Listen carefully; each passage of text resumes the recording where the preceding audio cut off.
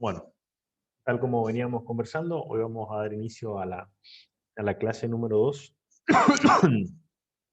de la materia Comunicaciones 1. En esta clase en particular, lo que vamos a hacer es empezar a hacer un quiebre entre lo que veníamos trabajando de señales y sistemas, que era más señales y sistemas que comunicaciones, y vamos a empezar a poner un pie ya en el terreno de las comunicaciones como una aplicación de todo lo visto en tratamiento de señales, señales y sistemas, análisis de circuitos, etc. O sea, vamos a ver ya, empezar a ver la aplicación, ¿sí? Para eso debemos todavía cerrar algunos puntos, algunos tópicos que están entre repaso y ya aplicación determinada. Como les mencioné, la primera parte del curso tenía una cuestión, como veníamos hablando recién en la previa, tenía una cuestión que todos los libros tienen que ser un libro muy malo de comunicaciones, para que no esté, o un libro muy específico, para que no esté la parte de repaso de señales y sistemas. Por lo tanto, nosotros no nos abocamos a una bibliografía específica. Sin embargo, esa primera parte se puede encontrar en cualquiera de los libros que están mencionados en la bibliografía eh, básica y en la bibliografía adicional que se entregó en forma conjunta con la planificación. No sé si todos han leído o analizado ese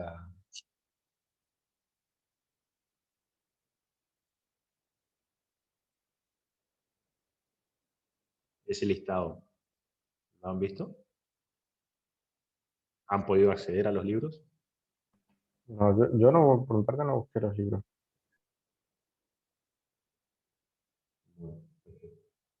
Después, en todo caso, eh, yo les podría facilitar unos links donde se puede ver el contenido de los libros, ¿sí? Guiño, guiño, de manera de poder tener una idea de qué es lo que contiene cada uno y están disponibles en la biblioteca de la facultad también. Bueno, en líneas generales, esto que estamos hablando hoy, o que vamos a presentar hoy, van a ver que después, cuando repasen un poquito la bibliografía, dependiendo qué libro tomen, ¿sí? Le dedica un capítulo o le dedica 3 hojas y un apéndice. Eso tiene que ver con el enfoque del libro, ¿sí? Por ejemplo, dentro de la bibliografía van a ver que el libro cuyo autor es Lati, que si no recuerdo mal es Sistema de Telecomunicación, a ver, voy a decir bien el nombre, pues yo todas las veces me olvido de los nombres. ¿Sí? El libro Introducción a la Teoría y Sistemas de Comunicaciones, ¿sí? Del autor Lati, es un libro viejo, pero tiene un tratamiento más de tipo matemático, con un poco más de rigurosidad matemática. ¿Sí? En particular, el que a mí más me gusta es Introducción a los Sistemas de Comunicaciones de Strembler y Sánchez. Ese libro es un buen cóctel intermedio entre, para mí, desde mi punto de vista, de ir a los bifes y justificaciones matemáticas. Entonces no quedamos muy descubiertos con las justificaciones, pero tampoco se pierde demasiado tiempo en ellas, ¿sí? Y después, dentro de la parte de, ¿cómo se llama? Ya de propio del SDR, que es un apartado especial que tenemos en la bibliografía, tenemos el Software Defined Radio for Engineers, ¿sí? Y después tenemos el otro que es, a ver, me está faltando uno, el Software Receiver Design, ¿sí? Build Your Own Digital Communication System in 5 Easy Steps. O sea, ese es el más engañoso de los títulos que he oído hasta ahora. Esos 5 simples pasos son como 600 páginas. Pero bueno, esos son los dos libros que también estuve mirando. En realidad estuve componiendo de todos los libros que están aquí en la bibliografía. Pero de ahí me parece que hay dos enfoques bien marcados. Uno muy matemático, que era el Lati, y después otros que son más bien ilustrativos, o sea, menciona algunas cosas y da algunas aplicaciones, y después deja para aquel que quiera leer un poco más en el apéndice o en algún tipo de anexo que trae como para justificar matemáticamente algunas cuestiones. Como nosotros estamos formando un ingeniero, me parece que lo más justo es ir por el medio, ¿sí? Porque no sabemos ustedes si se van a dedicar a la investigación o se van a dedicar directamente a lo que es trabajo en el día a día después, trabajo de campo, o cómo van a ejercer su profesión. Entonces, me parece que sesgar a un tipo de bibliografía o al otro, o sea, uno que tenga excesiva rigurosidad matemática, que sería más bien una justificación para algún tipo de investigación o alguna otra cuestión más particular, o dejar eso de lado y enfocarnos solamente en lo que está resumido, porque necesitamos sacar a producción un software que funcione. Me parece que son dos extremos que no queremos tener. Entonces vamos a tratar de ir siempre por el medio, ¿sí? Esto está tomado mayormente del extremo. Sí, LATI.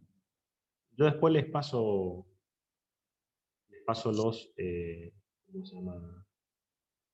Los links donde se puede ver al menos el índice para, para ver bien qué temática aborda, ¿sí? Bueno, ya nos fuimos de preámbulo, así que vamos a desarrollar un poquito los temas que tienen que ver con la clase o el temario propuesto para la segunda semana de clases, ¿sí? Entre esos temas tenemos espectro de densidad de energía, espectro de densidad de potencia, funciones de correlación, señales aleatorias, ruido, ruido blanco y probabilidad y variables aleatorias. Esto lo vamos a ir dando en este orden y la propuesta es que la clase sea participativa. Hay un par de preguntas que les vamos a ir realizando durante la presentación, sobre todo para ir reforzando conceptualmente algunas cosas. Y después, sí, vamos a ver si queda un tiempito como para ver un ejemplo. Bueno, nosotros hablamos anteriormente, o en el práctico anterior, ¿sí? Utilizamos la serie de Fourier para comprender mejor la representación de una señal compleja en el dominio de la frecuencia y del tiempo. ¿Se acuerdan que esa es un poquito la magia del ingeniero electrónico respecto de los otros ingenieros que están cursando en nuestra facultad sus carreras? Porque nosotros tenemos esta interpretación dual de lo que es una señal. Entonces podemos ver lo que otros no ven a través de esta separación en tiempo y frecuencia. O sea, cuando a un ingeniero electromecánico le hablan de vibraciones, ¿sí? Posiblemente lo vea desde el punto de vista matemático, pero nosotros automáticamente lo interpretamos como haríamos la descomposición espectral, ¿sí? de una función que represente la vibración mecánica, y podríamos caracterizar en frecuencia determinadas cuestiones para caracterizar determinados disturbios, ¿sí? Eso se le ocurrió a todos, ¿no es cierto?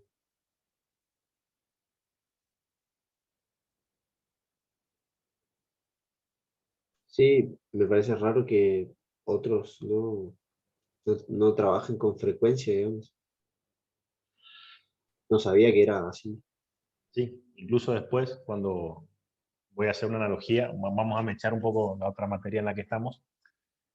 Uno de los tópicos que vemos en electrónica industrial o en electrónica de potencia está relacionado con la calidad de energía. Y ahí vamos a ver algunas cuestiones particulares que se relacionan con disturbios que son propios de determinadas cuestiones, ¿sí? Eso es otra materia, pero lo menciono porque después lo voy a retomar más adelante para meter un bocadito de otra cosa. Mm. Eh, en, en electrónica de potencia vamos a ver que es muy útil, muy, muy útil. Acá también, pero son dos mundos distintos en los que nos sirve lo mismo, este tema del análisis espectral. Bueno, también vimos, ¿sí? En la clase anterior, cuando mencionamos mencionamos varias veces, ¿no? Que el objetivo de un canal de comunicaciones es transferir energía electromagnética de una fuente a un destino. ¿Se acuerdan el primer dibujito que habíamos hecho? Donde teníamos o pensábamos algunas cuestiones vinculadas, por ejemplo, a el aprovechamiento del canal. Y por eso después decíamos, bueno, estaría bueno poder usar un canal solo para llevar más de una señal, y ahí surgían algunas ideas como la de multiplexación por división de tiempo y de frecuencia, ¿sí? Pero siempre hablábamos de llevar la energía de un punto A a un punto B. Y también quedó, ¿cómo se llama?, bastante claro en algunos otros ejemplos que dimos. Después, este canal, vamos a ver cómo lo podemos caracterizar, qué nombre le podemos poner, ¿sí? Y dedujimos de alguna manera, ¿sí?, que había una transformación de la señal cuando pasaba por ese canal. O sea, que no solo nos interesa cuánta energía llega al otro lado, sino también cómo llega. ¿Hasta acá estamos de acuerdo? Estamos de acuerdo, ingeniero. Lo voy preguntando de última, si no quieren prender el micrófono, por el chat podemos ir realimentando la charla. Bueno, y finalmente tenemos una relación entre la cantidad de energía transmitida y la recibida, que eso es importante, es una consideración importante.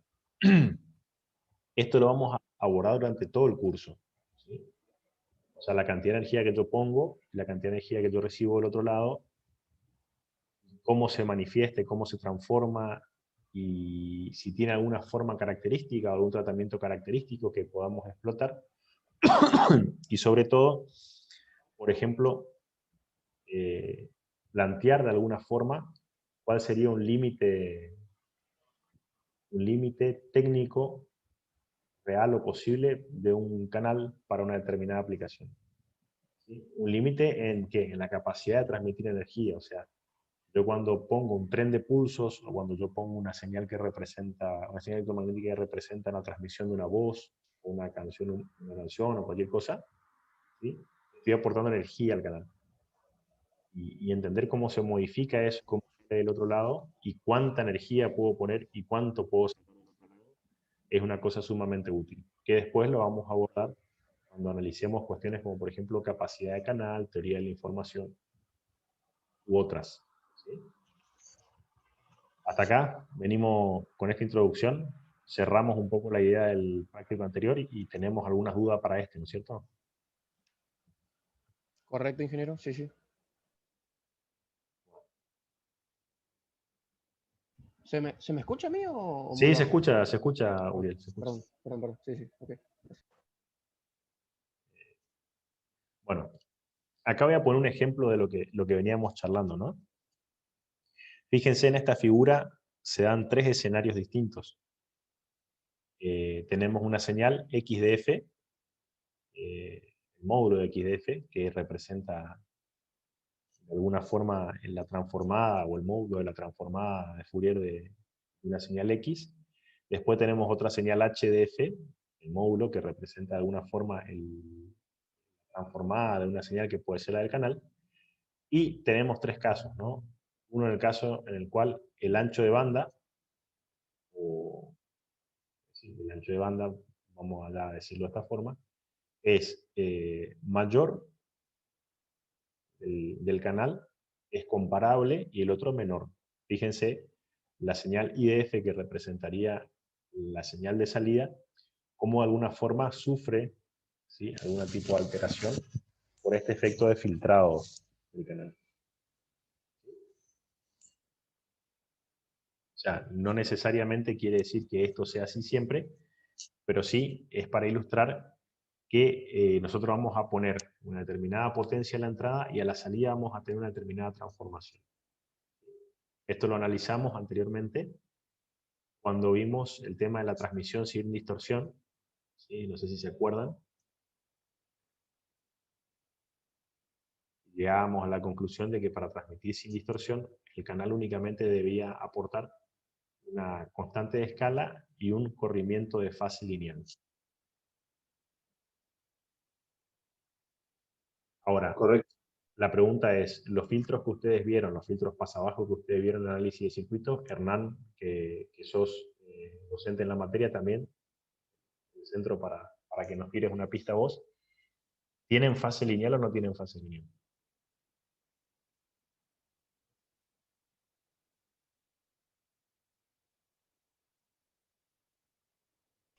No, no tienen fase lineal. Se trata de diseñar para que la fase sea lo más lineal posible, pero no es completamente así. Bueno, sin embargo, en los filtros digitales, o hay unos filtros digitales, que son los filtros FIR, por ejemplo, e IR, que mañana van a desarrollar una teoría con el doctor Mendoza, se logra la fase lineal. Entonces, de alguna forma, tendríamos ahí algún tipo de mejora, ¿sí? Al momento de tratar digitalmente la señal, ¿no? O de aplicar filtros, por lo menos, cuando se acuerdan que hablábamos el otro día muy escuetamente de que tomábamos la señal y el espectro que recibíamos teníamos que filtrar la parte que a nosotros nos interesaba.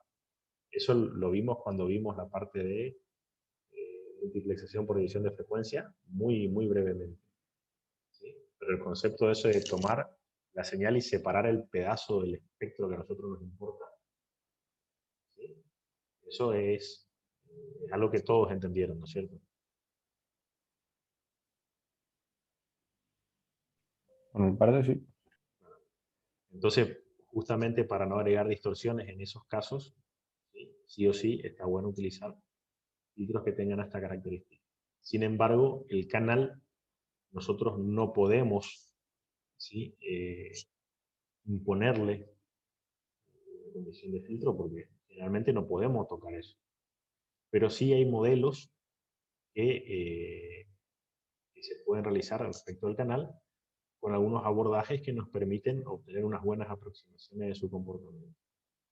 Hay varios modelos. Nuestro interés en particular para ustedes este año, tal como discutimos en las reuniones periódicas de cátedra, es que ustedes al menos se lleven un modelo, ¿sí? Bien aprendido y sepan que existen otros. Esa es nuestra meta para este año.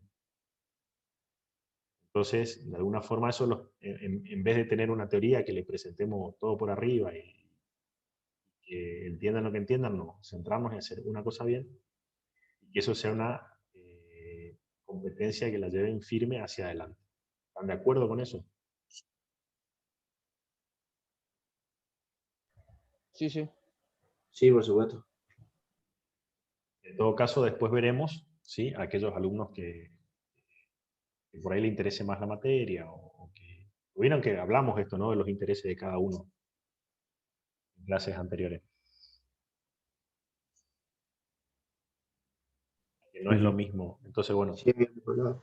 por ahí alguno que tenga, que quiera ponerse un poco más picante en algunos temas, bueno, en el trabajo final nos lo hace saber y vemos la manera, la vuelta de que puedan ir un poquito más allá. ¿Sí? Seguimos, ¿sí? Dichas estas cuestiones de introducción y estas explicaciones básicas, ya entramos en el tema de espectro de densidad de energía. ¿Sí? Bueno, un parámetro muy importante de una señal determinada es su energía. ¿Sí? Y aquí vemos una definición de esa señal. ¿Sí? Y si tomamos como si fuese una señal f de t, que corresponde a una señal de corriente o a una señal de voltaje, y la vinculamos a un resistor de 1 ohm. Esto lo escribí aquí y lo dejé claro expresado. ¿Por qué? Porque la mayoría de los libros dice eso en algún lugar medio escondido y presenta las ecuaciones normalizadas a 1 ohm, no a una resistencia R genérica. Entonces, debe tenerse en cuenta que aquí hay un factor de resistencia que está implícito en la función y que vale 1. De esa forma, si la resistencia fuese, ¿cómo se llama? Si fuese una señal de voltaje, ¿sí? ¿Cómo debería estar la resistencia? Y si fuese una señal de corriente, ¿cómo debería estar la resistencia para que este resultado sea válido? teniendo en cuenta que las unidades de energía, ¿cómo son?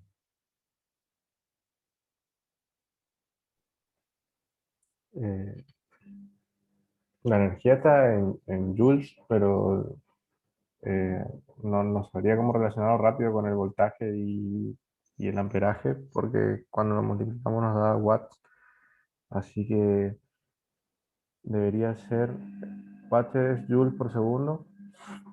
Alguien escribió, tensión se Bueno, divide y en corriente se multiplica, dice en el comentario. bueno, tengamos en cuenta eso porque después, por ejemplo, cuando precisemos hallar en el práctico una cuestión relacionada, ¿sí? Ya pasó años anteriores, que mágicamente venían a discutir de que, ¿cómo se llama? Eh, había una constante R, su tabla de... Fíjense lo que la discusión, esto hace muchos años atrás, desde que empezamos con este tema así de formación por competencia y este esquema de práctico en discusión, se cortó bastante. Fíjense, decían, bueno, pero mi fórmula tiene un factor de R que le falta, o que le sobra. ¿Claro? ¿Por qué? Porque estaba mal vista o mal leída la definición de esta energía o de esta potencia. Generalmente, les repito, los libros tratan siempre a un ohm, todo referido a un ohm.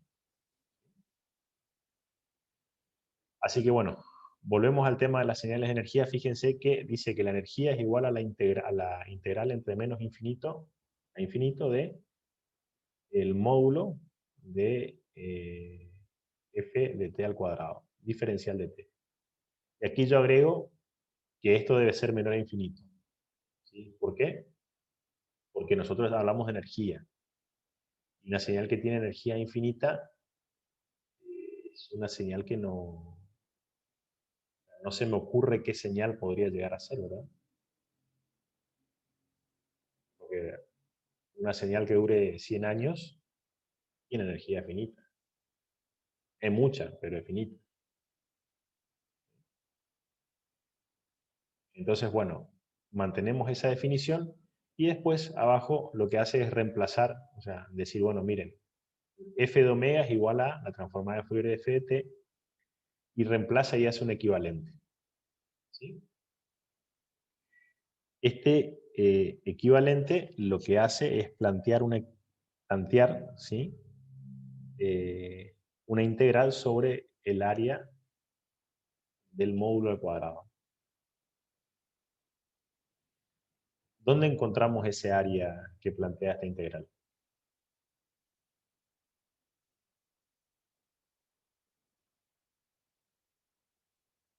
¿En la gráfica de dónde? Con esta Y definición. del espectro de densidad de energía, Exacto. Y el espectro de densidad de energía, ¿cómo lo habíamos presentado la vez anterior? O de dónde decíamos que con qué transformada podíamos hallar ese espectro. con la transformada de Fourier, Claro, ahí sería obteníamos, por ejemplo, la respuesta, o sea, la respuesta de magnitud, y eso al cuadrado sería la densidad de energía. exacto, exacto.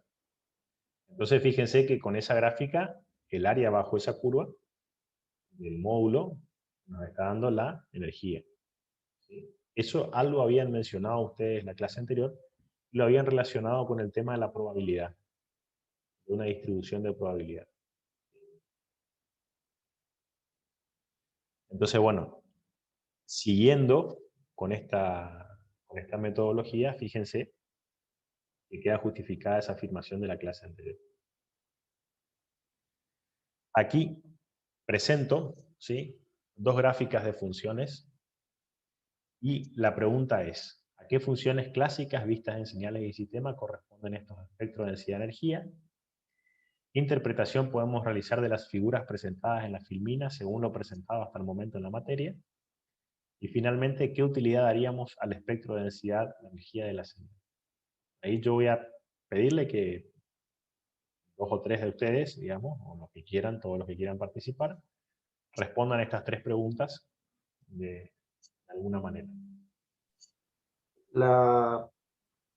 El primer espectro es una señal cosenoidal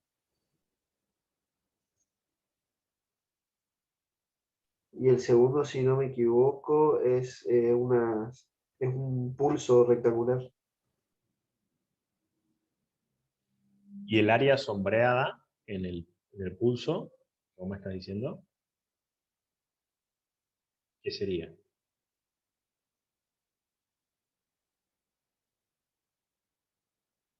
La energía que aporta, digamos, la señal entre esas frecuencias o Claro, en ese ancho de banda limitado. dale, perfecto. ¿Quién más quiere hacer un aporte respecto de estas dos imágenes?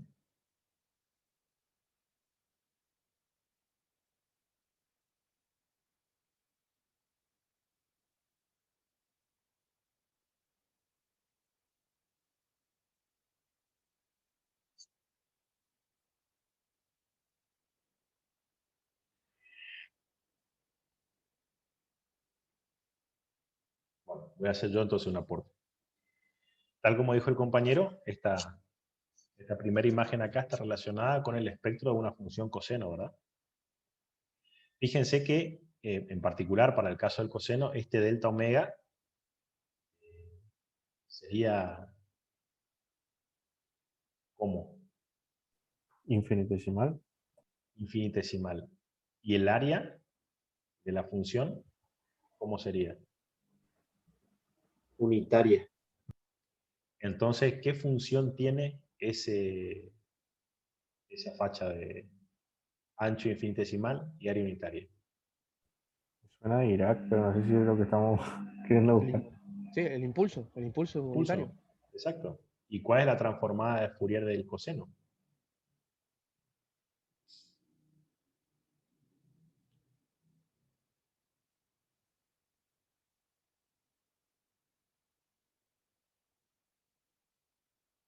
Dos impulsos desplazados, ¿no es cierto? En más, menos, omega cero.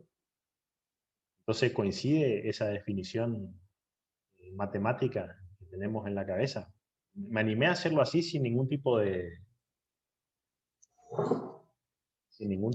apoyo matemático porque son funciones que están muy, muy trilladas, ¿no es cierto?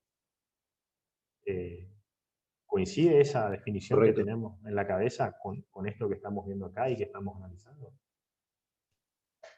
Sí. Ah, y significa, ¿qué significa físicamente eso?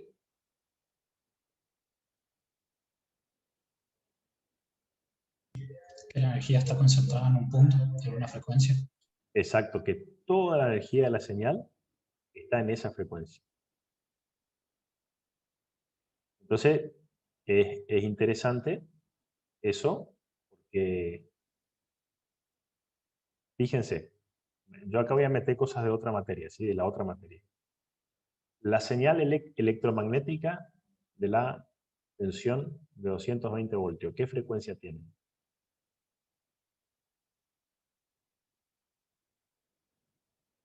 50 Hz. ¿Y dónde está todo el aporte de energía de esa señal electromagnética, que son lo que está en el enchufe? ¿En qué frecuencia tiene que estar? Y tiene que estar en 50 Hz. Si yo tengo componentes, ¿cómo se llama? Armónicos de esos 50 Hz, presentes en un enchufe, ¿qué quiere decir? Que tengo energía en otras componentes, en otras frecuencias. Exacto, y una de las cosas que se mide justamente como un parámetro de distorsión, ¿sí? Es la distorsión armónica total, o THD, que después vamos a ver en la otra materia, pero yo lo comento acá porque después lo voy a retomar más adelante como otro ejemplo, ¿sí? Por eso hago la analogía y también para tirar un anzuelo por el otro lado, ¿sí? Uno de los parámetros de calidad de energía es cuánta energía yo tengo en la fundamental y cuánta energía tengo en los armónicos. Ahora, ayer vimos disparo de tiristores, disparo de llaves, sincronismo, etc. Entonces, por ejemplo, si yo tengo una determinada cuestión ahí y ahí me aparecen, por ejemplo, energía en armónicos de los 50 ciclos, ¿a qué lo puedo atribuir?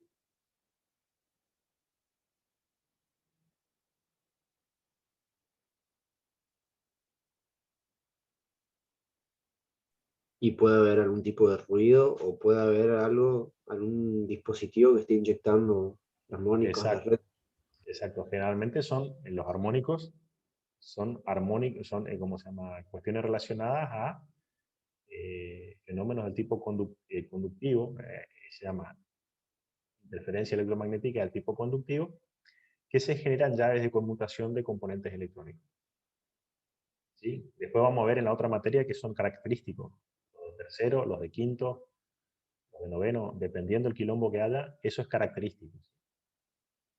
Y en particular, si yo tengo componentes armónicos, es decir, tengo componentes de frecuencia con energía que no son armónicos de la fundamental, es otro tipo de quilombo. Por eso la medición de calidad de energía es sumamente importante para determinar cuestiones en ese bueno. Pero volviendo a lo que nos atañe acá, fíjense, tenemos solamente, ¿sí? La función está,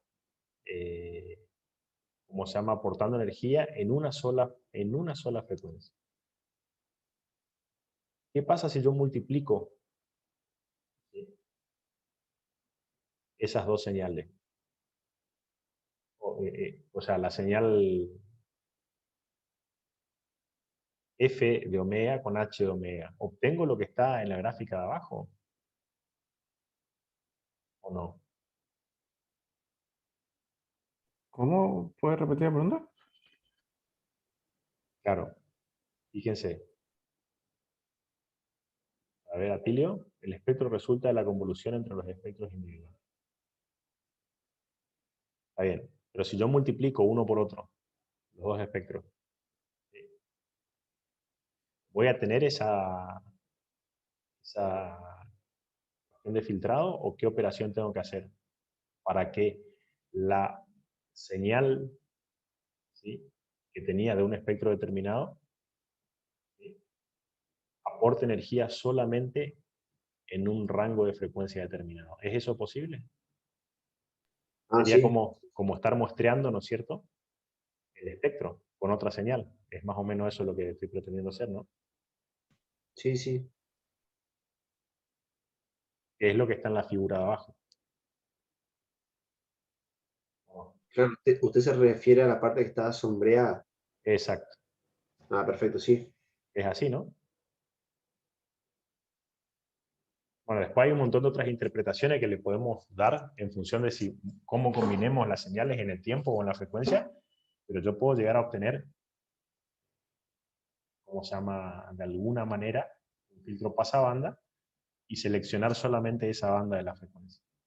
Esto es importante porque después vamos a ver, cuando veamos, por ejemplo, BLU, AM o algunos otros tipos de señales, cómo se va comportando la señal a medida que le vamos aplicando otras transformaciones y cómo eso va resultando en distintas cuestiones que tienen que ver con distintos tipos de aprovechamiento tecnológico, ¿sí? Bueno, ¿hasta acá se entendió más o menos por dónde van los tiros? Sí, sí. Está bien. Si seguimos avanzando, fíjense que ya se presenta otra cuestión. Tenemos un problema, ¿no? ¿Algunas señales tienen energía infinita? Sí, dijimos que sí. ¿Cuáles serían ese tipo de señales? El ruido. El ruido es uno, ¿sí? ¿Qué otro tipo de señales? Que es mucho más fácil y más sencillo, que ya han visto antes.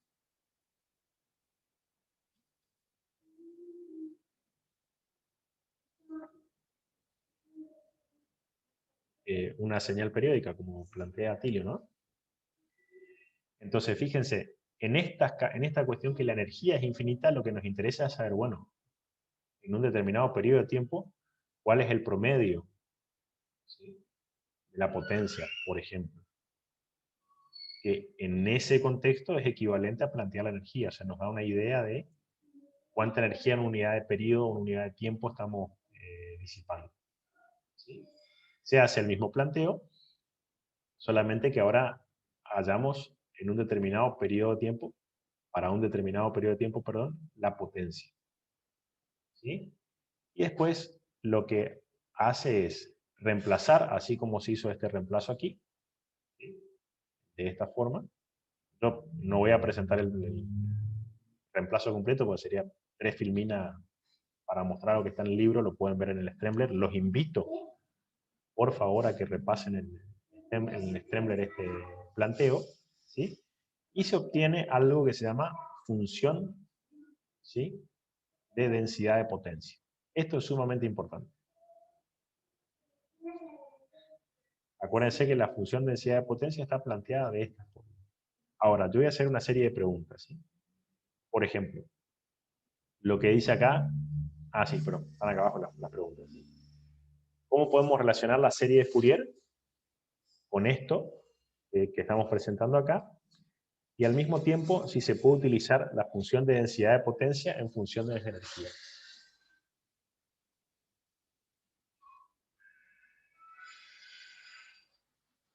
Está abierto el micrófono, ¿no? Pueden hablar. Estamos analizando.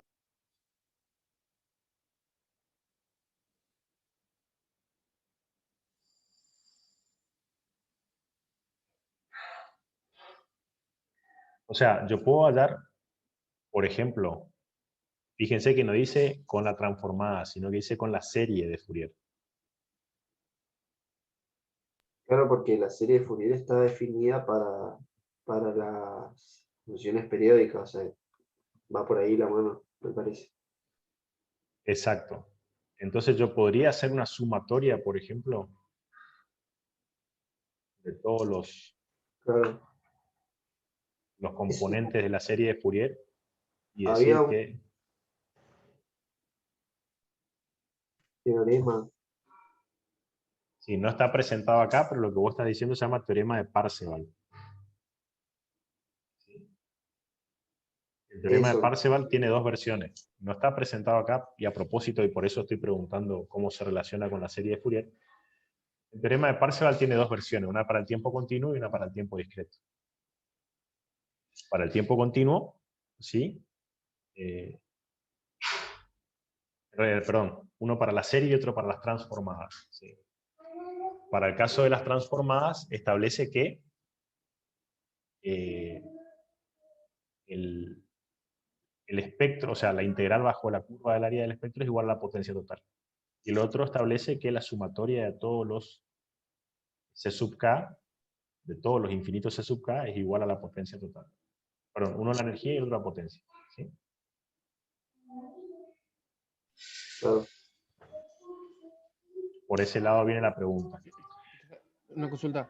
Sí, Lo que se está intentando o sea, de buscar acá es si el espectro o sea, si la función de densidad de potencia se puede tener como una sumatoria de los componentes del espectro de la serie de Fourier. Eso sería. sí, no, en realidad lo que se está buscando analizar, ¿sí?, es si esto está relacionado o no con lo que veníamos haciendo, como para darle un cierre, ¿no? Me acuerdo que en señal y sistema utilizábamos Parseval, por ejemplo, para hallar el ancho de banda de la señal en donde se concentraba el 90% de la energía.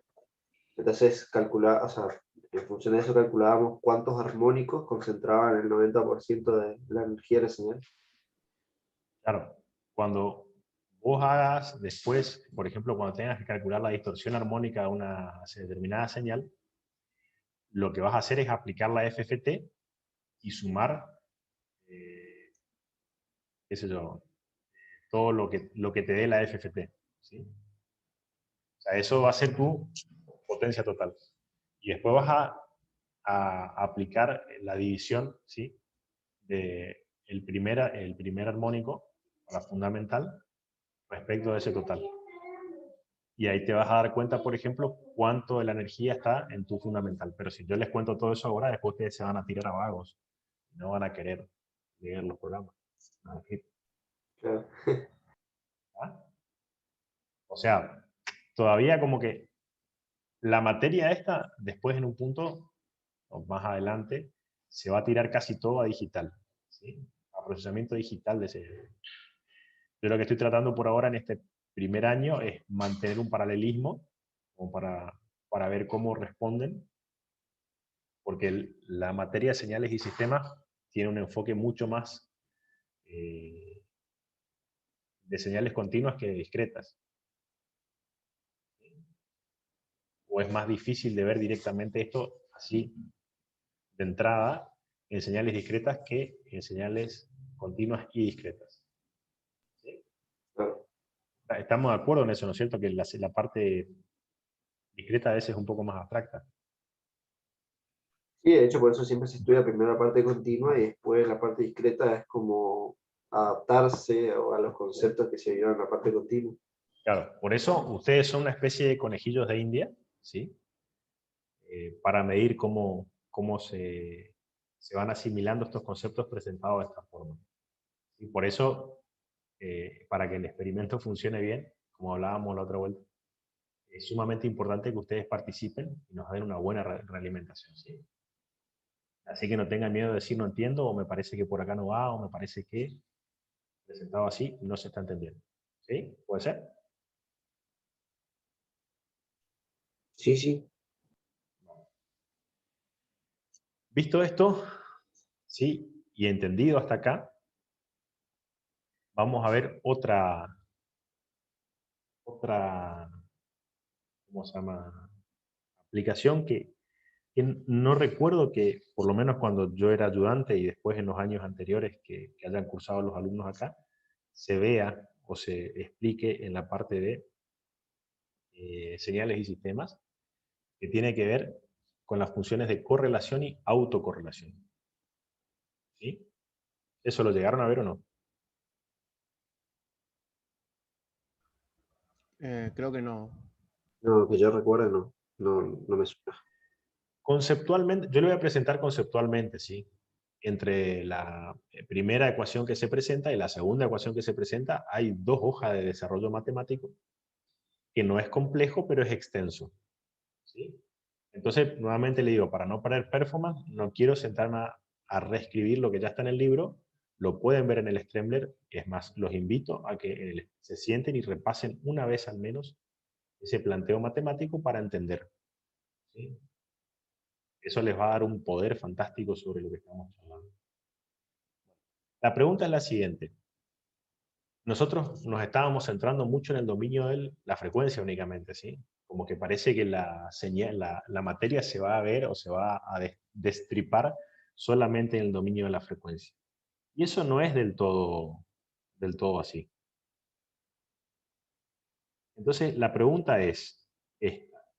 ¿Hay alguna operación en el dominio del tiempo equivalente a hallar la densidad espectral de potencia en el dominio de la frecuencia? ¿Sí? Entonces, básicamente lo que vamos a hacer es decir, bueno, mira, no sé, pero me parece que podemos antitransformar de forma genérica esta definición de densidad espectral de potencia y ver qué función nos da. Haciendo todos los reemplazos y haciendo todo el planteo, se llega a que la antitransformada de Fourier de la función esta, que está definida como densidad espectral de potencia, ¿sí?, nos da una determinada expresión y esa expresión se conoce como función de autocorrelación. Ustedes ven ahí y tiene toda la facha del mundo, ¿sí?, de qué función que ya conocen.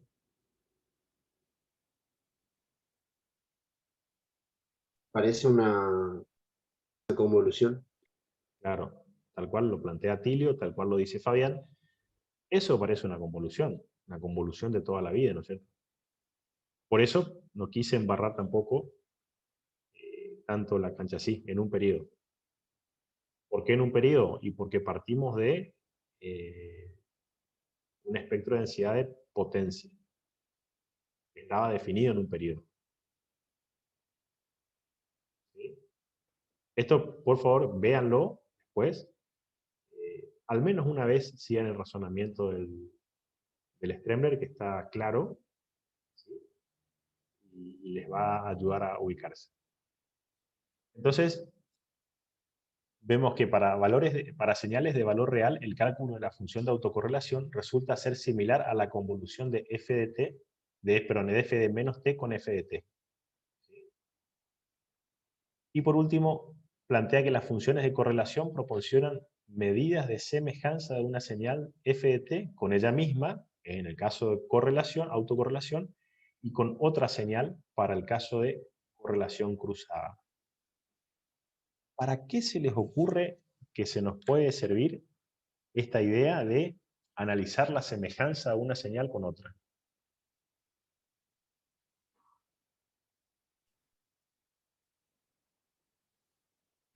Y cuando hablábamos de que al utilizar un canal, lo que era aceptable era que solamente haya una variación en la amplitud y una fase lineal. O sea que básicamente la señal de salida tiene que ser similar o igual en realidad a la de entrada. Entonces esta sería una forma de evaluar que se cumpla eso. A ver, ¿alguna otra propuesta?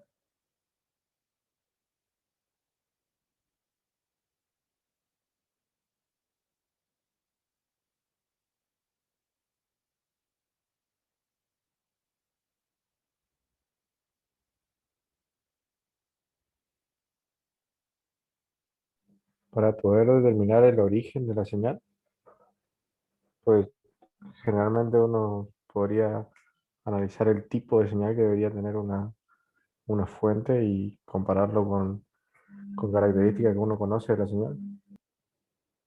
Está bien. A ver si hay alguna propuesta más, por lo menos así debatimos un poco más algunas cosas. ¿Podrían compararse densidades espectrales también o estoy muy incorrecto? ¿No?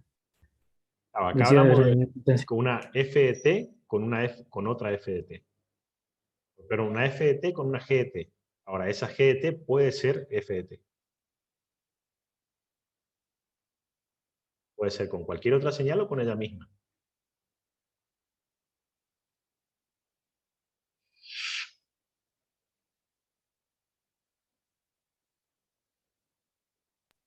Para- Puede ser también para determinar el ruido que existe en la transmisión. A ver, bueno, analicemos un poco, por ejemplo, esta idea que plantea Felipe.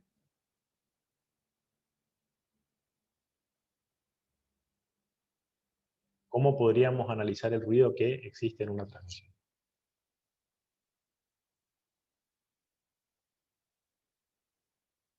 Yo puedo decir cómo se me ocurrió, tengo que dejar que los demás piensen. Pará. Te vamos a dar un premio. No, pero lo que pasa es que no entendí, como dijo que vamos a analizar lo que yo Sí, por dije, eso, por eso. analizarlo, Porque plantearlo. si nosotros tenemos la FT, tenemos la energía que tiene la señal original y cuando comparamos con, eh, con la que tenemos al final, toda la energía que no estaba en un principio es es el ruido. Es algo que indeseado en la señal. Bueno, como todavía no vimos el tema de ruido, ¿sí? Y ¿cómo se llama? Lo vamos a ver hoy. Vamos a dar una introducción y después vamos a ir profundizando el tema ruido en cada uno de los temas que vamos dando, como para verlo. Hoy vamos a hacer una idea general, lo mismo con la probabilidad y variable aleatoria. ¿Sí? Lo importante es esto, es para ver si les puedo decir algo. Nosotros generalmente no tenemos idea de, o tenemos muy poca idea sobre la certeza de la señal que se emitió.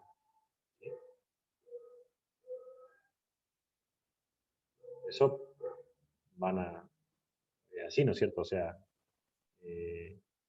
si yo les llamo para decirle si aprobaron o no aprobaron en un parcial o en una actividad, ustedes van a saber que de mi boca va a salir solo dos posibles mensajes, ¿no es cierto? Aprobado o no aprobado. ¿Sí? Ahora, ¿qué pasa si yo les pudiese llamar para decirles cualquier cosa? No solo eso. La señal que ustedes van a recibir es más compleja, ¿no? Porque puede ser cualquier cosa, ¿no es cierto? Ah, sí, se complica bastante. Entonces, dentro de eso a veces hay algunas señales que son conocidas. ¿Sí? Como por Y ejemplo, tenemos, sabemos que tiene que estar dentro de una frecuencia, entonces todo lo que esté fuera de eso ya sabemos que no no, pero corresponde a una acordate que señal. acá estamos en el dominio del tiempo, por eso este ejemplo Ah, del tiempo, perdón. destripa un poco la estructura mental, ¿sí? Entonces, si yo tengo que identificar, por ejemplo, una determinada señal en un conjunto de señales, ¿sí? O no sé si se acuerdan, no sé si lo vieron, posiblemente sí cuando vieron comunicación serial, el famoso encabezado, ¿sí? O en los esquemas de comunicación no se manda la información así en tropel, sino que tiene un encabezado. Sí, una secuencia de inicio. Bueno, entonces yo no sé el mensaje, pero sí sé la secuencia de inicio. Entonces, ¿puedo buscar una semejanza en una trama cualquiera y determinar qué tan parecida es esa trama a la secuencia de inicio? Claro. Sí, Y sí. ahí decir, bueno, ahí empieza la función, ¿no es cierto? El mensaje, ¿o no? Yo estoy poniendo ejemplos muy tontos y además esto es que le estoy diciendo ahora es un ejercicio del práctico. Y después hay otra cosa, es, si yo estoy enviando una señal digital, ¿no es cierto? Pongamos ceros y unos, 0, 1, 0, 1, 0, 1, 0, 1. Y tengo ruido, ¿sí? Yo tengo que tomar la decisión de cuándo voy a muestrear, ¿sí? Y voy a determinar si lo que recibo es un 0 o un 1 o no. Claro, Correcto. sí. Bueno, entonces el primer caso que expliqué sería una correlación cruzada, o sea, de una señal con otra, ¿sí? Ahora fíjense, en este caso si yo agarro y hago, como se llama, el momento en el cual yo decido si esa señal es una señal o es ruido, ¿sí? ¿Cuándo voy a decidir eso? ¿En el momento de la máxima energía de la señal o no?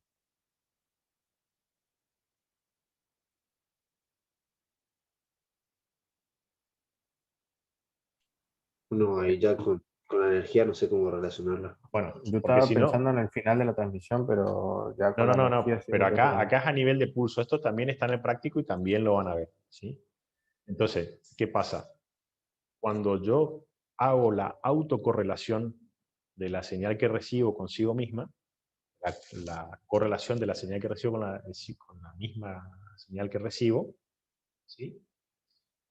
Voy a obtener un punto en el cual va a tener una máxima energía. Y ahí es el instante en el cual tengo que tomar la decisión de si ese pulso es un 0 o es un 1, o es un símbolo o no es un símbolo. ¿Sí? Eso que acabo de explicar así muy por arriba, ¿sí? Son como 20 páginas de desarrollo del libro, se llama filtro óptimo. Que tiene que ver con probabilidad y tiene que ver con un montón de cosas. Pero ahí sería un ejemplo en el cual, que también este es un ejemplo de la materia, en el cual nos serviría la autocorrelación. O sea, qué tan semejante es una señal consigo misma. Si la señal es ruido y es aleatoria, ¿qué tan semejante va a ser la señal consigo misma?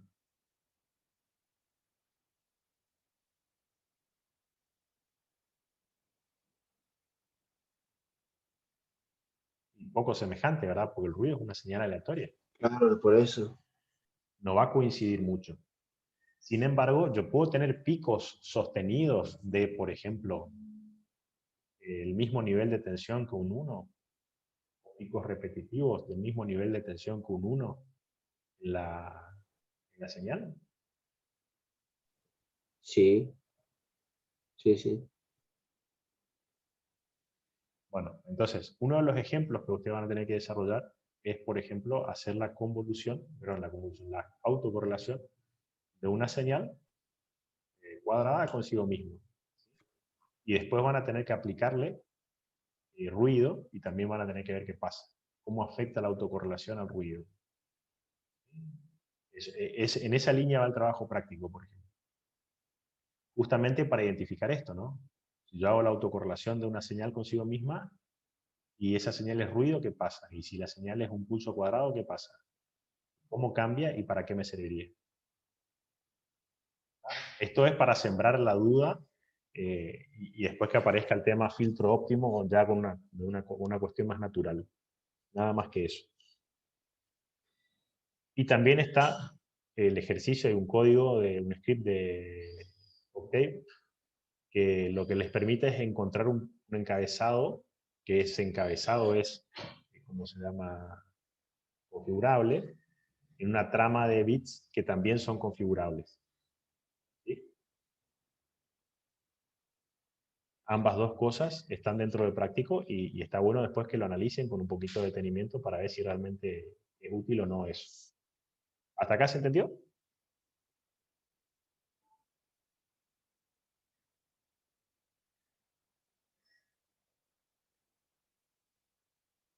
Sí, Yo no ingeniero. diría que se entendió del todo, pero más o menos lo voy siguiendo. En línea general, realmente después vamos a tener que analizarlo.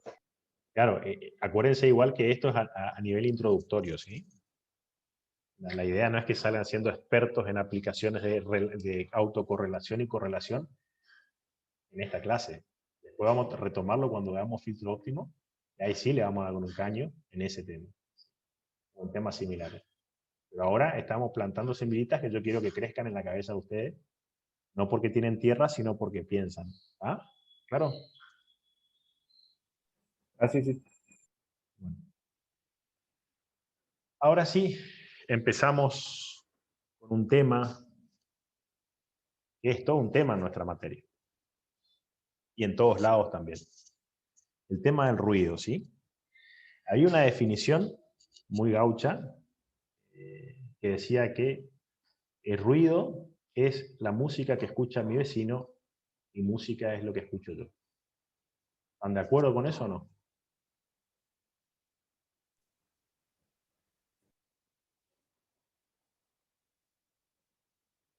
No sé, Joaquín, ¿qué opinas?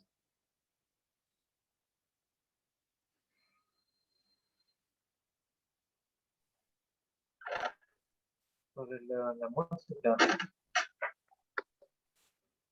No, respecto del ruido. Eh,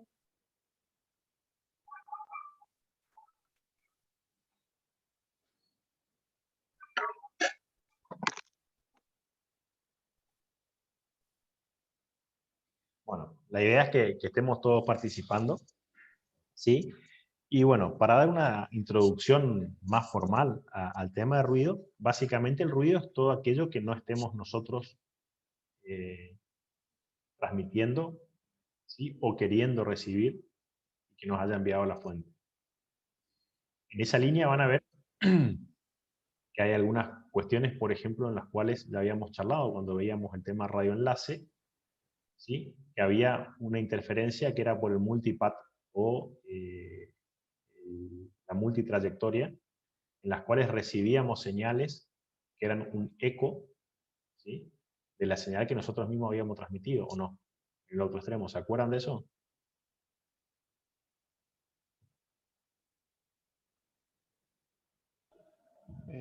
Sí, sí. Bueno, entonces en ese caso fíjense cómo nuestra misma señal es ruido, pero simplemente porque no es lo que nosotros queremos netamente recibir, sino viene desfasado o nos genera una complicación respecto de la señal que transmitimos en la otra punta. Entonces, en esto también vamos a separar el ruido en dos grandes grupos, ¿sí?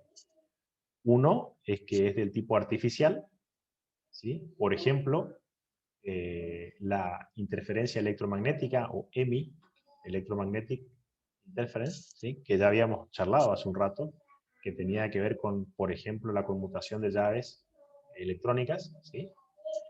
Y otras cuestiones que pueden estar relacionadas, por ejemplo, a mal filtrado de la señal, ¿sí? Pero bueno, lo importante siempre es que los efectos de las fuentes artificiales pueden ser eliminados o al menos minimizados en una gran medida. ¿Por qué? Porque tienen algún tipo de comportamiento determinístico, ¿sí? Entonces, por ejemplo, los variadores de velocidad tienen lo que es un accionamiento de motores, tienen conmutaciones de alta velocidad en las llaves de 6 a 15 kHz, que si yo en una industria le saco la punta al capuchón de la punta del osciloscopio, ¿sí?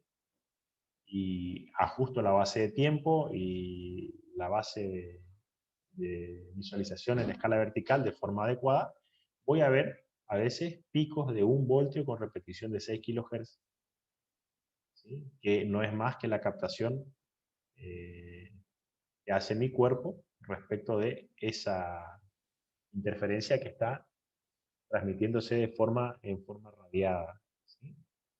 Ahora, si yo voy al catálogo del fabricante del variador de velocidad, por ejemplo, uno de los accesorios que venden son los supresores de interferencia electromagnética. Que justamente lo que hace es un filtro pasivo, ¿sí? Que lo que hace es suprimir, o viene calibrado para suprimir, en el rango de las frecuencias que opera el variador de velocidad. O sea, fíjense, la existencia del evento de ruido, ¿sí? Pero también, por ser de carácter artificial y por ende casi seguro que da una componente de tipo determinista, se puede cancelar o se puede eliminar de forma fácil, ¿sí? El gran problema es con los ruidos de origen natural, ¿sí? Que estos no son controlables de manera directa. Por ejemplo, el ruido cósmico, por ejemplo, el ruido que aporta una descarga eléctrica atmosférica o algún otro tipo de evento natural que genera ruido, ¿sí? Pero cuesta mucho manipularlo, manejarlo, ¿sí?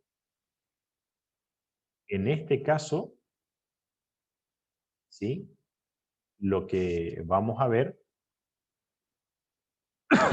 es que nos vamos a valer de algunas cuestiones, ¿sí? Como por ejemplo, análisis más sencillos son el análisis del valor medio de la señal de ruido, del valor cuadrático medio, la componente alterna, o la relación señal-ruido, entrada-salida, para tener alguna información adicional y para poder hacer algún tipo de tratamiento. Nuevamente, cuando vean el tema de la correlación y la autocorrelación de una señal con ruido y sin ruido, está bueno que incluyan este tipo de análisis, ¿no? O sea, un ruido aleatorio, que generalmente se simula con una función random escalada en cualquiera de los scripts que vamos a utilizar, es una señal que se aproxima bastante a una señal de ruido blanco, que es lo que vamos a ver ahora, ¿sí? Entonces también podemos sacar algunas conclusiones al respecto. Bueno, entrando ya en lo que dice la filmina, el ruido blanco es aquel que contiene todas las componentes de frecuencia. Y si lo designa de esta forma, por analogía con la luz blanca. La luz blanca, ustedes se acuerdan, esa regla memotécnica que solían tener para los códigos de colores de resistencia, que el código para el color para el 9, ¿cuál es? Blanco. Y decían que el blanco era todo, y el color para el 0, ¿cuál es? Negro. ¿Y el negro cuál es? ¿Qué número es? 0. Bueno, entonces se acuerdan que decían, el 0 es nada, por eso es negro, ¿sí? El color que, que absorbe toda la luz, y aquel color que refleja toda la luz es el blanco, ¿sí? Esto no es una cuestión racista, es una cuestión física, ¿eh? No me chilla. Aquel que refleja toda la luz o que tiene todas las componentes de espectro, ¿sí? Es el blanco, ¿tá? Entonces por eso se llama ruido blanco, ¿sí? Entonces, en líneas generales, lo que se plantea es lo siguiente. Bueno, tenemos una densidad espectral de energía no nu, eta, siempre me confundo el nombre, ¿sí? En vatios por hertz, que aquí lo presenta como una densidad espectral de potencia, ¿sí? De ruido, por eso de noise, por eso la n, en función de omega, como eta sobre 2. ¿Por qué? Porque únicamente vamos a tomar la componente del lado positivo de la frecuencia. Al mismo tiempo que esto se ve como una constante, ¿sí? O sea, es una función continua, constante, ¿sí? Entonces, para eso, si queremos hallar la densidad sobre un BW, que es bandwidth, que es el acrónimo de... No es el acrónimo, es ancho de banda en inglés, por eso se representa con BW, ¿sí? Limitado a un ancho de banda B, se habla del caso de ruido blanco de potencia limitada, cuya potencia es eta por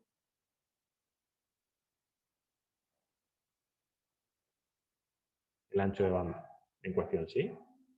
¿Se entiende? Es como que yo calculo el área de un rectángulo.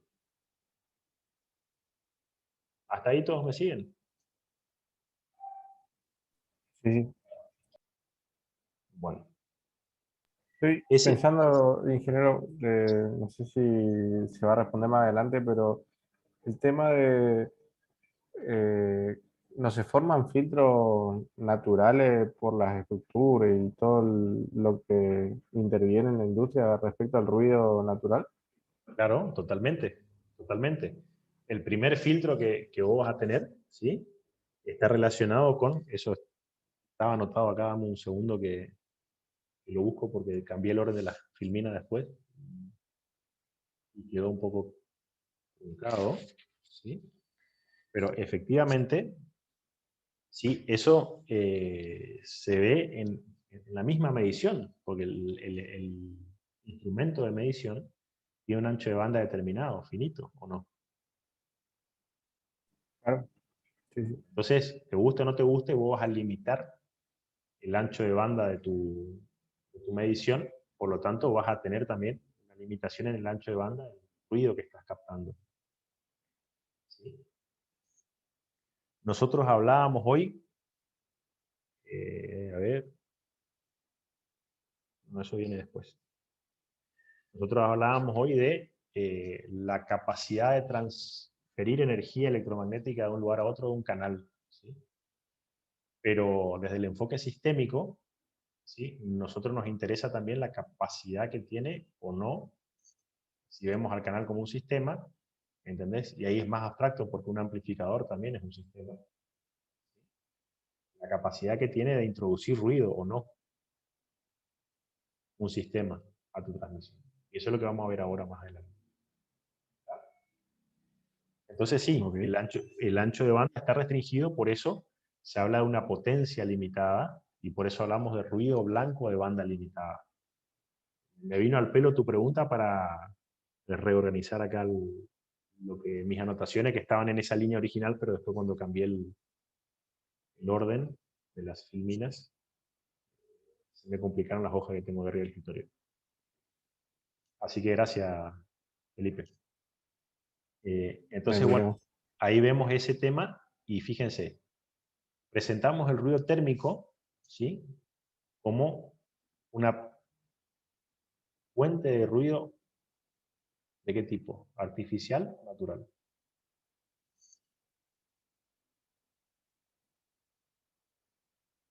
Y podría tener las dos fuentes, pero yo diría más natural. Está bien. Yo, en nuestro caso particular, diría que es más bien una fuente artificial. ¿Por qué? Fíjense, que este se produce como resultado del movimiento caótico de los electrones libres de un conductor excitado térmicamente.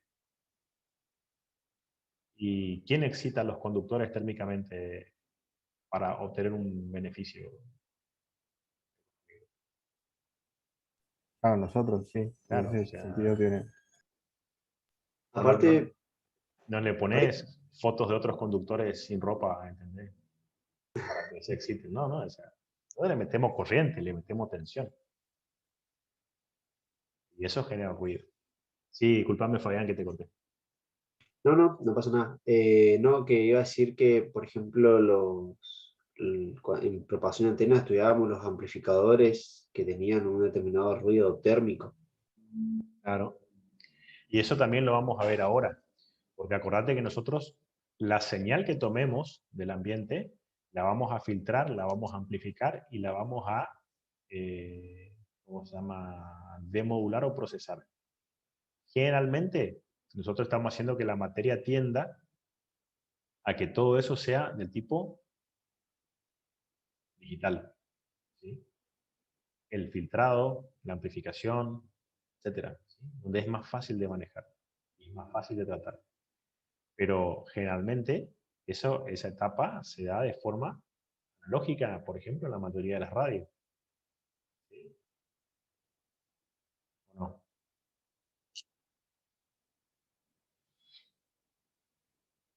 Yo voy a utilizar un amplificador de radiofrecuencia o un amplificador de RF. Imagínense si ese amplificador mete ruido o si ese amplificador no es lineal.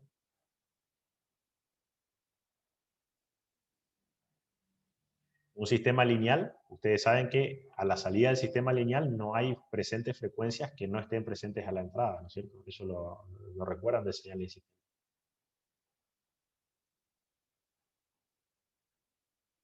¿No? Sí, sí. Entonces, claro, imagínense si nosotros estamos haciendo una determinada transmisión y empieza a aparecer intermodulaciones por la linealidad del amplificador. Por eso, en su momento, en la primera clase, yo le dije, los que hacen la parte de RF de comunicaciones jamás se quedan sin trabajo. Porque es una cuestión que no cualquiera se sienta a leer un instructivo de YouTube y le sacan dando. Parte de arte, tener conocimiento científico, importante. Pero bueno, fíjense, para el caso de la función de densidad de ruido espectral, perdón, su densidad espectral de potencia, para el caso de la densidad espectral de potencia de ruido térmico, tenemos una expresión que es matemática. Por lo tanto, de lo que dijimos anteriormente, no se condice mucho, ¿no? Con el ruido natural esto. ¿Por qué? Porque tengo una expresión matemática que lo representa. Y dijimos que en el ruido natural estamos medio a ciegas, ¿no es cierto? Que podemos tener un tratamiento estadístico y demás, pero acá hay una expresión matemática. Entonces estaría bueno... Es más determinista en este caso. Claro, estaría bueno analizar cuándo el ruido blanco es natural y cuándo es determinista, ¿sí? Pero acá principalmente lo estamos utilizando para involucrar otro concepto que viene más adelante, ¿sí? Entonces, vamos a meter el primer concepto, que es el ruido térmico. Todos estamos de acuerdo en esta expresión, ¿sí? Que tiene la temperatura en Kelvin, ¿sí? Una constante de Boltzmann y una constante de Planck, que son dos constantes físicas tradicionales, y que eso nos da el espectro. Ahora, después inclusive hay una función que es más simplificada que la de arriba, que es la que está abajo, ¿sí? Pero tiene un rango de acción determinado. ¿Sí? ¿Hasta ahí todos siguieron el tema? Sí, Bueno, en el caso ¿sí? Para F, una frecuencia mayor a KT sobre H, que es lo que se presenta aquí, ¿sí? El ruido deja de ser blanco. ¿Sí? Y acá sobre todo tenemos que tener en cuenta que nosotros estamos despreciando algunas cuestiones, como por ejemplo la geometría del material. Nosotros dijimos un conductor, ¿sí? No dijimos un conductor redondo, un conductor cuadrado, ni nada de eso. Entonces estos son una aproximación. Sobre todo la última es una aproximación. ¿Sí? Bueno, ¿qué pasa? ¿Sí? Empezamos a tener ruidos característicos y empezamos a querer hallar equivalencias, ¿sí? Entonces, nosotros presuponemos un filtro ideal de ancho de banda B para la medición de ruidos, ¿sí? Como habíamos dicho anteriormente. Dijimos que nuestro instrumento tenía un determinado, ¿cómo se llama?, comportamiento, ¿sí? Pero después tenemos una primera, ¿cómo se llama?, simplificación, ¿sí? Que es del ancho de banda equivalente de ruido, ¿sí? Este ancho de banda, que llamaremos B sub n, es el de un filtro ideal que da la misma potencia de ruido que el sistema real. Fíjense, el sistema real sería este que está representado en esta gráfica, y el ancho de banda equivalente sería este que está en rectángulo, ¿sí? Y planteamos dos condiciones para ello. La densidad espectral de potencia de la salida sea blanca, o sea, igual en todos, y cero en otro lugar. Para ello, el rectángulo viene fantástico. Y el área bajo esta densidad espectral rectangular será igual al área de la densidad espectral en la salida del filtro.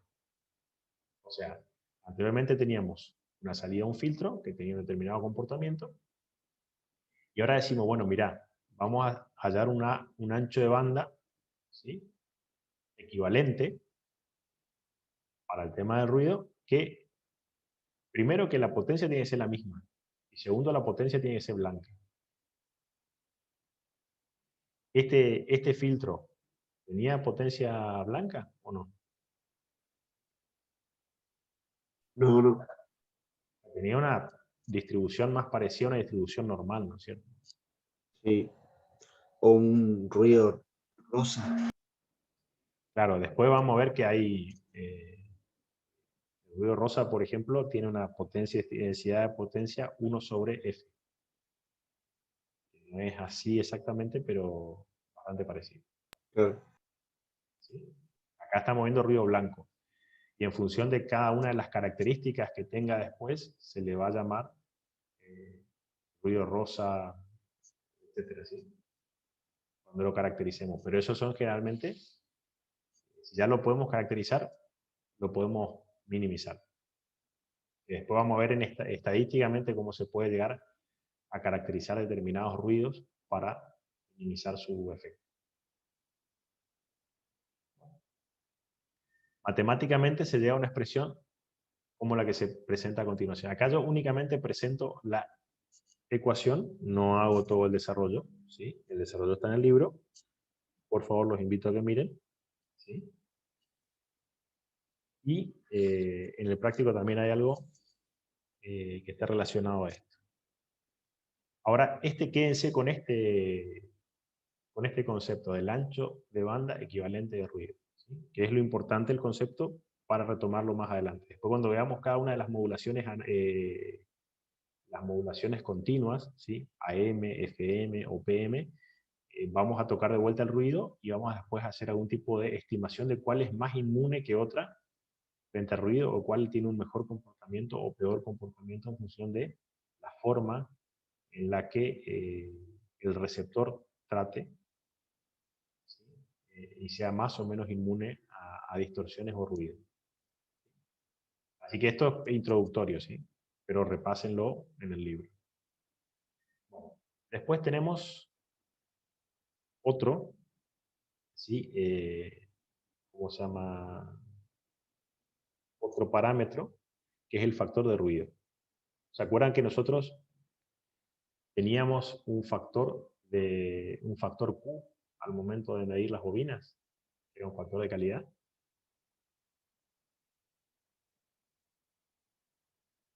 ¿Lo vieron eso? Yo por lo menos no me acuerdo. ¿No lo vieron en análisis de circuito? Nosotros antes los veíamos en electrotecnia, creo. No vimos, me parece. Al menos yo no me acuerdo. Vimos y salirlo.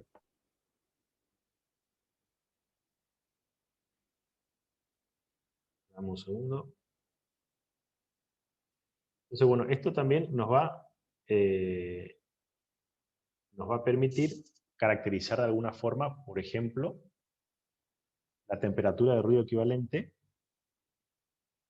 Acá se me traspapeló una.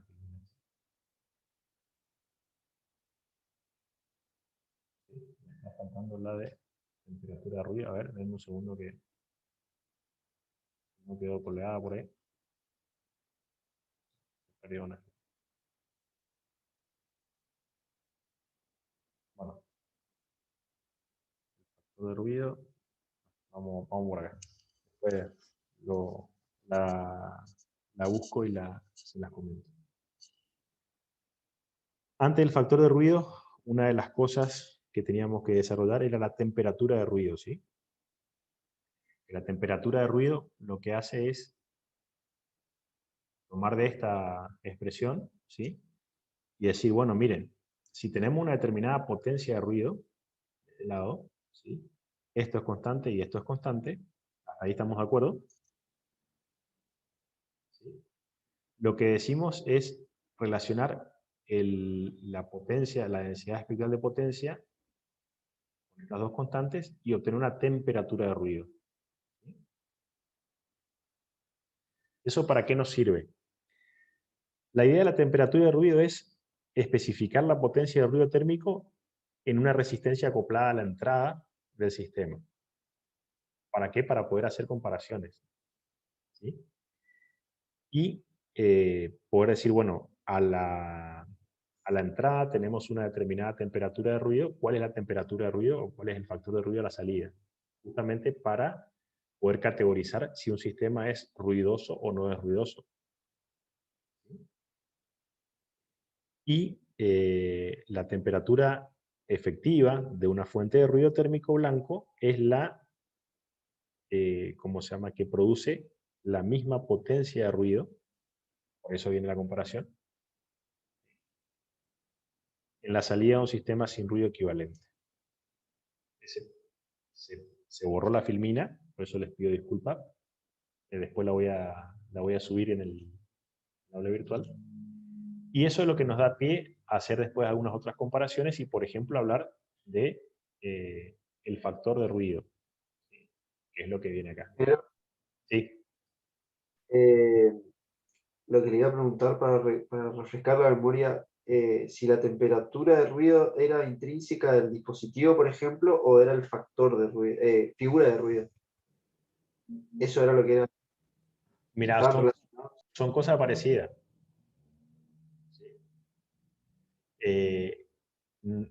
La temperatura es algo intrínseco del dispositivo, del sistema o de la cuestión que vayas a medir. Por eso ahora, cuando planteamos este factor de ruido, ¿sí?, lo que hacemos es utilizar esto para, por eso hice la aclaración anterior, es utilizar esto para establecer la temperatura de ruido equivalente de un amplificador. Por eso tenés la relación señal ruido de entrada y la relación señal ruido de salida. ¿Sí? Okay. Entonces, el factor de ruido lo que va a hacer es relacionar la relación señal ruido de la entrada y la relación señal ruido de la salida. ¿Sí? Fíjate de cuanto más alto sea el factor de ruido, ¿qué implica?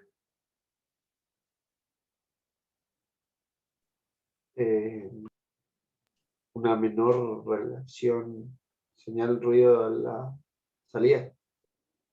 Exacto. O sea, si es 1, estamos en el horno, ¿no es cierto? ¿O no?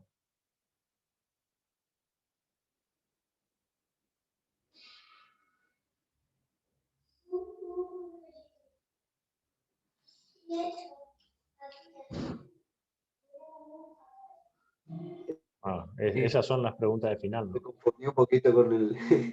sí, pero si el factor ese factor de ruido es igual a 1, no significaría que la relación señal-ruido de entrada es igual a la de salida.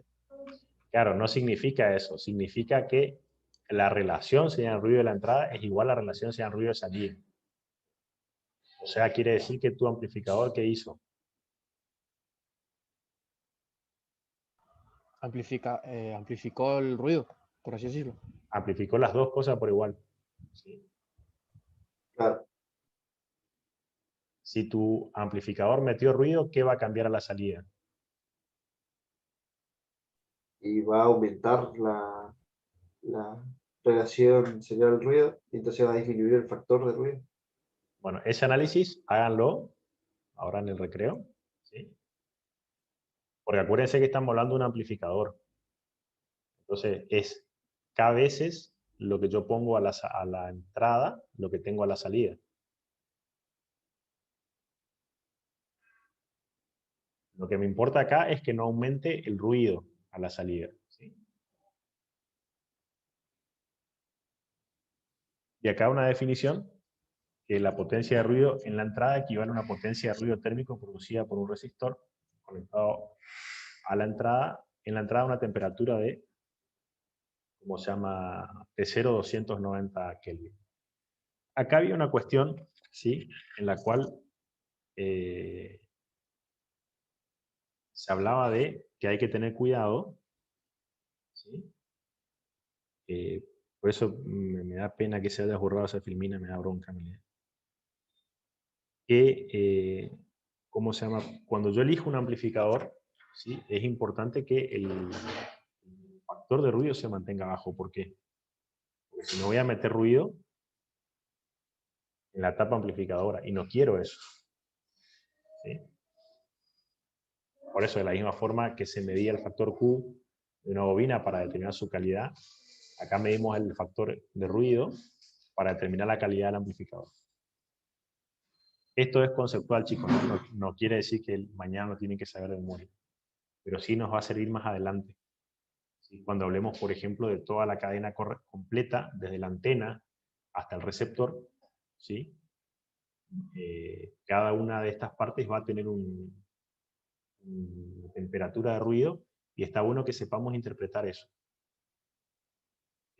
Este es el primer año que lo introducimos en las clases también. Anteriormente no se presentaba. Pero ¿por qué eso? Porque nos interesa el proceso completo, ¿sí? Yo les había mencionado que anteriormente en la materia el enfoque era más transmitir y punto. ¿Sí? Ahora nos interesa transmitir y del otro lado recibir y decodificar. Y ver qué pasa en ese proceso. Bueno. La temperatura de ruido del espacio, ¿sí? Fíjense que es importante, cuando se conecta una antena a la entrada de un receptor, es conveniente representarla con un resistor acoplado a dicha entrada. Y la temperatura simboliza el ruido efectivo del espacio y el ruido ambiental circundante para recibirlo. Tiene que ver con qué va a captar mi antena, qué va a meterme al sistema, qué voy a amplificar en el sistema, ¿sí? Y qué relación señal-ruido voy a tener al momento de, por ejemplo, realizar la demodulación. Fíjense cómo está todo acoplado, ¿sí? ¿Y por qué lo mencionamos ahora?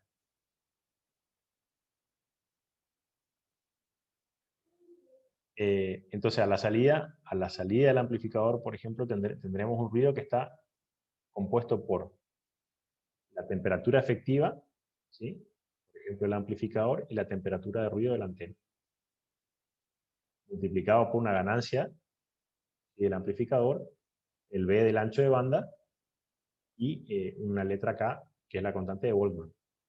Esto es la densidad espectral que habíamos hablado hoy, ¿se acuerdan? De entrada simplificada para un determinado rango. Entonces aquí es importante saber que a la salida el ruido tiene una temperatura de ruido efectivo del amplificador y una componente de la antena. Entonces, si yo me mato consiguiendo un amplificador de bajo nivel de ruido o buen factor de ruido, ¿sí?, pero después meto una antena cualquiera o la oriento para cualquier lado, también voy a tener una componente importante de ruido.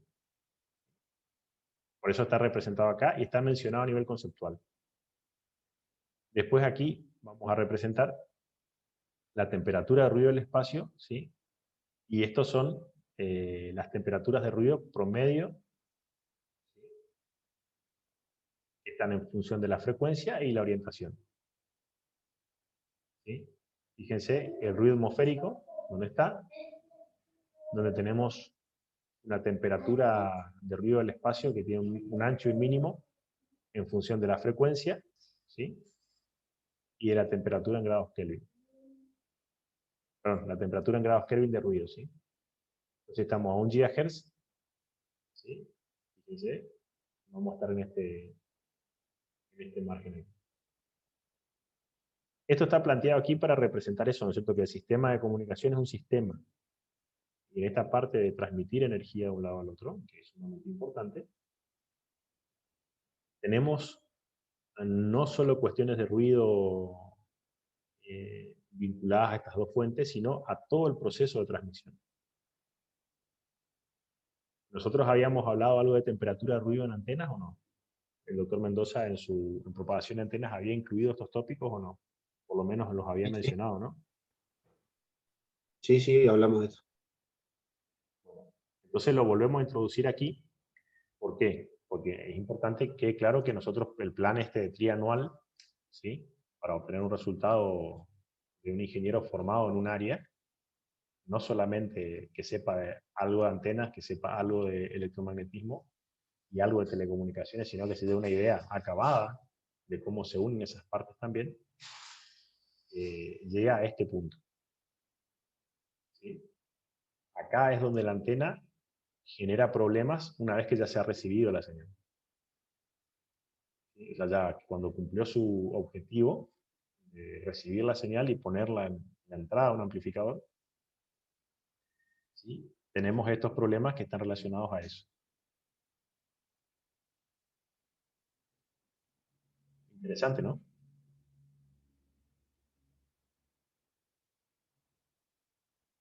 Pueden decir que sí o que no.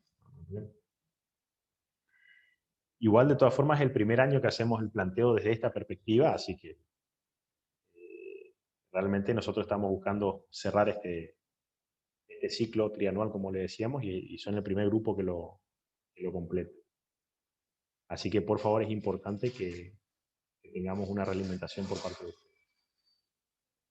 Sí, a mí me Para mí, parece que está bueno ese hilo conductor, digamos, porque así uno va concatenando lo que uno va aprendiendo y añadiendo cosas.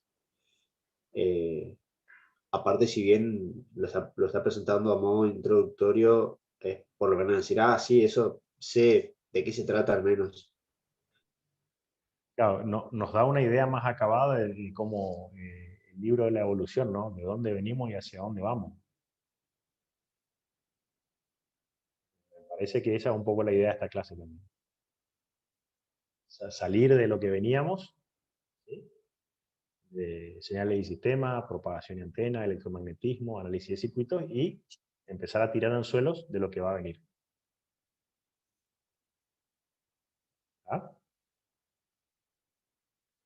Bueno, aquí empezamos con señales aleatorias. ¿Les parece que hagamos una pausa de 10 minutos? Sí, está bien. ¿Sí podemos Sí, sí. cambiar el mate?